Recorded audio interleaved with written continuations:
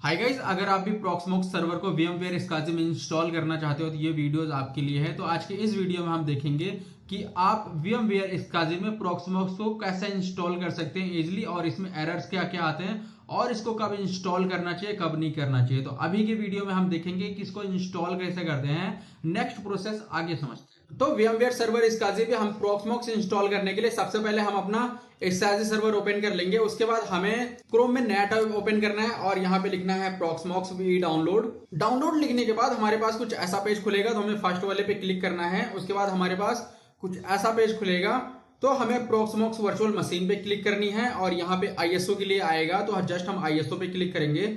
उसके बाद हमारे पास कई सारे वर्जन आ जाएंगे, तो हमें जो लेटेस्ट वर्जन है वो करना है। तो जो सबसे ऊपर रहेगा वर्जन में उसको हम डाउनलोड कर लेंगे। तो डाउनलोड पे जस्ट क्लिक करेंगे और हमारे पास डाउनलोड के लिए आ जाएगा, तो हम डाउनलोड कर लेंगे। ISO डाउनलोड करने के बाद हमें अपना SCSI सर्वर ओपन करना है और जाना है स्टोरेज में जाने के बाद आपके पास जितनी हार्ड डिस्क होंगी सारी आपकी हार्ड डिस्क दिख जाएगी।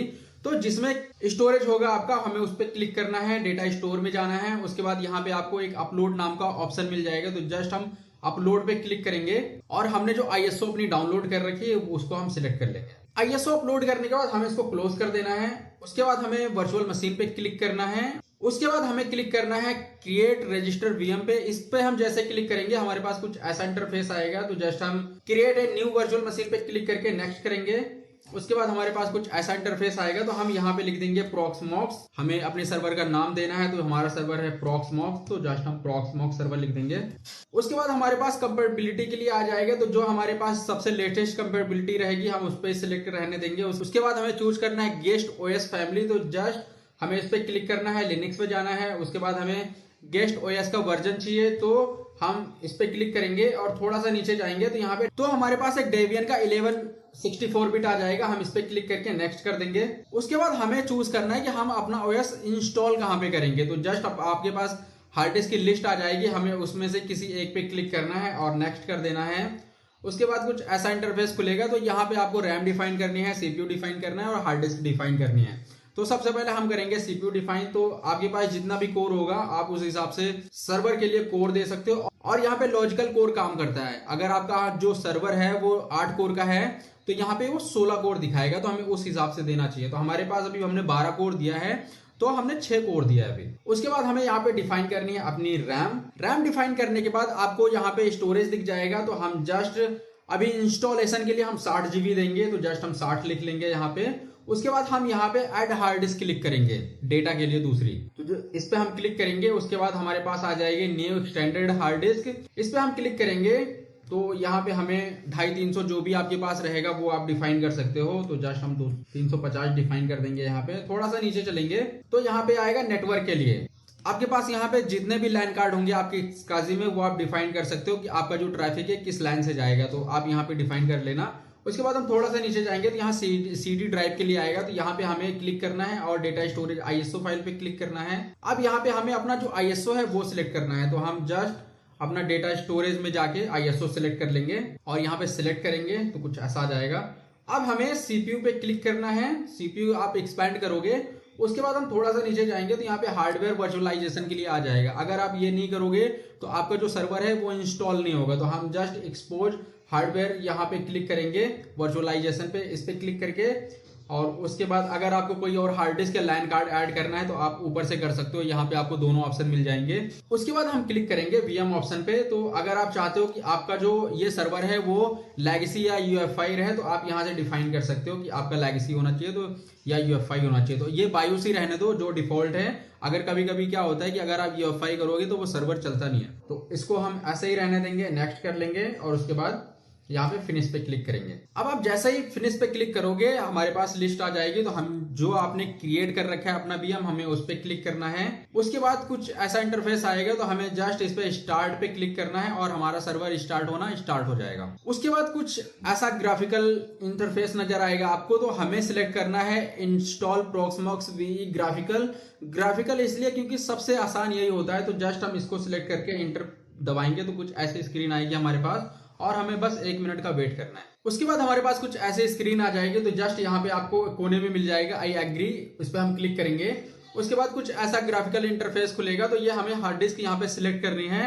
तो हार्ड डिस्क आपने जो भी सिलेक्ट करी होगी, जितनी भी आपने ऐड करी होगी, यहाँ पे आपको दिखा देगी। तो आपको जिस हार्ड डिस्क में अपना ओएस इंस्टॉल करना है हम उसको सिलेक्ट कर लेंगे। बेहतर है कि आप उसमें करो जो आपने कम एलोकेट की है स्पेस। तो हम यहाँ पे अपना जो 60 GB वाली जो हमने ऐड करी है वीएम, हम उसको सिलेक्ट कर लेंगे और नेक्स्ट प्रेस करेंगे। उसके बाद हमारे पास कंट्री के लिए आ जाएगा। तो अगर आपका बाय डिफॉल्ट नहीं उठा रहा तो हम जस्ट यहाँ पे इंडिया डाल देंगे। उसके बाद यहाँ पे जो टाइम जोन होता है वो ऑटोमेटिकली फिल हो जाएगा, तो हम नेक्स्ट करेंगे। उसके बाद हमें यहाँ पे डालना है अपना पासवर्ड और ईमेल आईडी, तो हम जस्ट डाल देंगे फटाफट। उसके बाद हमें नेक्स्ट पे क्लिक करना है। नेक्स्ट करने के बाद आपके पास यहाँ पे जितने भी आपने लैन कार्ड ऐड करे होंगे सारी लैन कार्ड आ जाएगा। और आपके पास यहाँ पे अगर डीएससीपी है तो वो डीएससीपी में यहाँ पे आईपी उठा लेगा। तो अगर आप मैनुअल डालना चाहते हो तो यहाँ पे आपको मैनुअल डाल देना है। अगर आप डीएससीपी रहने देना चाहते हो तो आप रहने दो।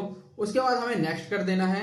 उसके बाद अगर आपका होस्ट नेम जो इनवैलिड है उसको आप अगर कुछ नाम देना चाहते हो तो आप इजिली उसका नाम दे सकते हो। उसके बाद हम नेक्स्ट करेंगे तो ये नेक्स्ट हो जाएगा। उसके बाद हमारे पास यहाँ पे इंस्टॉल का बटन आ जाएगा। तो जैसे ही आप इंस्टॉल पे प्रेस करोगे तो ये इंस्टॉल होना स्टार्ट हो जाएगा। तो ये करीब 2 से 3 मिनट लेगा और आपका सर्वर इजीली इंस्टॉल हो जाएगा। अब इंस्टॉल करने के बाद जो हमारा सर्वर है वो ऑटोमेटिकली बूट हो जाएगा। उसके बाद हमारे पास कुछ ऐसा आएगा तो हमें जस्ट इंटर प्रेस करना है या फिर ये ऑटोमेटिकली खुद ही हो जाएगा। अब हमारा सर्वर जैसे ही बूट होगा तो हमारे पास एक आईपी आ जाएगी। तो ये आईपी हमें डालनी है अपने क्रोम में। तो उससे पहले हमें देखनी है क्या ये वाली आईपी सीरीज हमारे कंप्यूटर में ऐड है, तो हम जस्ट उसको ऐड कर लेंगे। सबसे पहले तो हम यहाँ पे विंडो आर प्रेस करेंगे और यहाँ पे हम लिख लेंगे ncpa.cpl। इंटर प्रेस करेंगे तो हमारे पास कुछ ऐसा आएगा। उसके बाद हमें अपने लैन कार्ड पर राइट क्लिक करना है, प्रॉपर्टीज में जाना है और यहाँ पे आपको एक ऑप्शन मिलेगा IPv4 करके, इस पे हमें क्लिक करना है, प्रॉपर्टीज में जाना है और यहाँ पे हम एडवांस पे क्लिक करेंगे तो यहाँ पे हमारे पास ऐड करने के लिए आएगा। तो हम ऐड पे क्लिक करेंगे और इस सीरीज की हम एक आईपी ऐड कर लेंगे। उसके बाद ऐड करने के बाद जस्ट हम ऐड पे क्लिक करेंगे,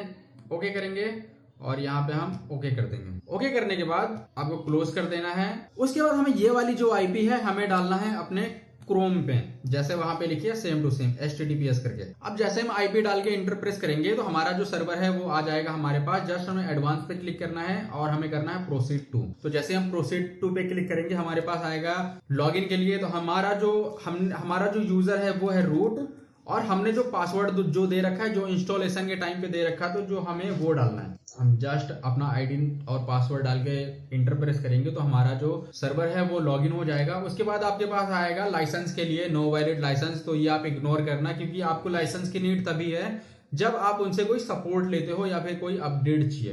तो हम जस्ट इसको ओके कर देंगे। अब आपके पास जो आपका जो प्रॉक्समॉक्स है वो इजीली इंस्टॉल हो चुका है। उसके बाद हम यहाँ पे क्लिक करके देख लेंगे अपना सर्वर।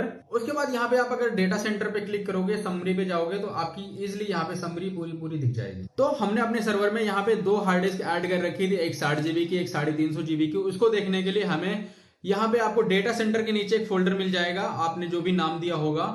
मैंने MMM दे रखा है इसलिए MMM आ रहा है। तो इस पे हम क्लिक करेंगे, थोड़ा सा नीचे जाएंगे तो यहाँ पे आपको एक डिस्क मिल जाएगी। तो हम जस्ट जैसे ही डिस्क पे क्लिक करेंगे यहाँ पे हमारे पास पार्टीशन आ जाएगा। तो एक हमने दिया था 64 GB, एक हमने दिया था 350 GB का अराउंड। तो ये हमारे पास दोनों ही हमारे पास यहाँ पे है। तो अगर आपको इसको फॉर्मेट करना है, एनालाइज करना है, तो ये आप यहाँ से इजिली कर पाओगे। और अगर आपको अपने प्रॉक्समॉक्स सर्वर में कोई विंडोज या उबंटू इंस्टॉल करना है तो मैं यहाँ पे आई बटन पे दे दूंगा लिंक, वहां पे आप जरूर देख लेना। इस वीडियो में हमने सीखा कि आप प्रॉक्समॉक्स सर्वर को VMware XCaaS पे इजिली कैसे इंस्टॉल कर सकते हो। इस वीडियो में इतना ही, मिलते हैं हम नेक्स्ट वीडियो में, तब तक के लिए बाय बाय।